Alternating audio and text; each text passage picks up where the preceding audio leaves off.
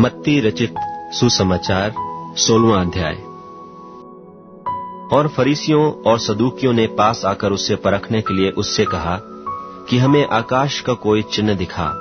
उसने उनको उत्तर दिया कि सांझ को तुम कहते हो कि खुला रहेगा क्योंकि आकाश लाल है, और भोर को कहते हो कि आज आंधी आएगी क्योंकि आकाश लाल और धुमला है। तुम आकाश का लक्षण देखकर भेद बता सकते हो, पर समयों के चिन्हों का भेद नहीं बता सकते। इस युग के बुरे और व्यभिचारी लोग चिन्ह ढूंढते हैं, पर यूनुस के चिन्ह को छोड़ कोई और चिन्ह उन्हें न दिया जाएगा। और वह उन्हें छोड़कर चला गया। और चेले पार जाते समय रोटी लेना भूल गए थे। यीशु ने उनसे कहा, देखो, फरीसियों और सदूकियों के खमीर से चौकस रहना। वे आपस में विचार करने लगे कि हम तो रोटी नहीं लाए। यह जानकर यीशु ने उनसे कहा, हे अल्पविश्वासियों, तुम आपस में क्यों विचार करते हो कि हमारे पास रोटी नहीं? क्या तुम अब तक नहीं समझे और उन 5,000 की 5 रोटी स्मरण नहीं करते? और न यह कि कितनी टोकरियां उठाई थीं? और न उन 4,000 की 7 रोटी? और न यह कि कितने टोकरे उठाए थे? तुम क्यों नहीं समझते कि मैंने तुमसे रोटियों के विषय में नहीं कहा? फरीसियों और सदूकियों के खमीर से चौकस रहना। तब उनकी समझ में आया कि उसने रोटी के खमीर से नहीं, पर फरीसियों और सदूकियों की शिक्षा से चौकस रहने को कहा था। यीशु कैसरिया फिलिप्पी के देश में आकर अपने चेलों से पूछने लगा कि लोग मनुष्य के पुत्र को क्या कहते हैं? उन्होंने कहा, कितने तो यूहन्ना बपतिस्मा देने वाला कहते हैं, और कितने एलिय्याह, और कितने यिर्मयाह या भविष्यद्वक्ताओं में से कोई एक कहते हैं। उसने उनसे कहा, परंतु तुम मुझे क्या कहते हो? शमौन पतरस ने उत्तर दिया कि तू जीवते परमेश्वर का पुत्र मसीह है।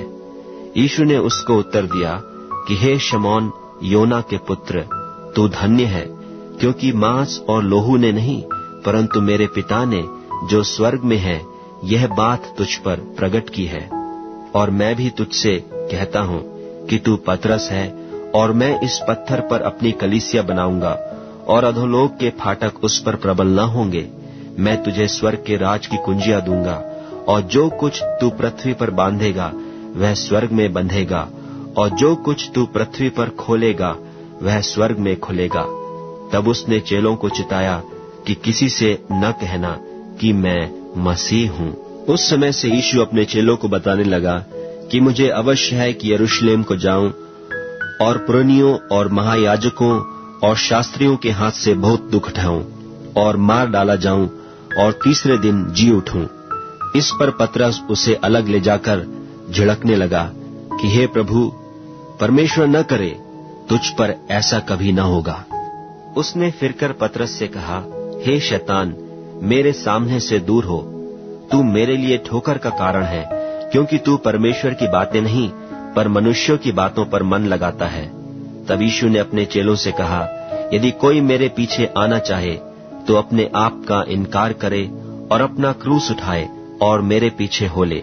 क्योंकि जो कोई अपना प्राण बचाना चाहे वह उसे खोएगा, और जो कोई मेरे लिए अपना प्राण खोएगा वह उसे पाएगा। यदि मनुष्य सारे जगत को प्राप्त करे और अपने प्राण की हानि उठाए तो उसे क्या लाभ होगा? या मनुष्य अपने प्राण के बदले में क्या देगा? मनुष्य का पुत्र अपने स्वर्गदूतों के साथ अपने पिता की महिमा में आएगा, और उस समय वह हर एक को उसके कामों के अनुसार प्रतिफल देगा। मैं तुमसे सच कहता हूं कि जो यहां खड़े हैं उनमें से कितने ऐसे हैं कि जब तक मनुष्य के पुत्र को उसके राज्य में आते हुए न देख लेंगे, तब तक मृत्यु का स्वाद कभी न चखेंगे।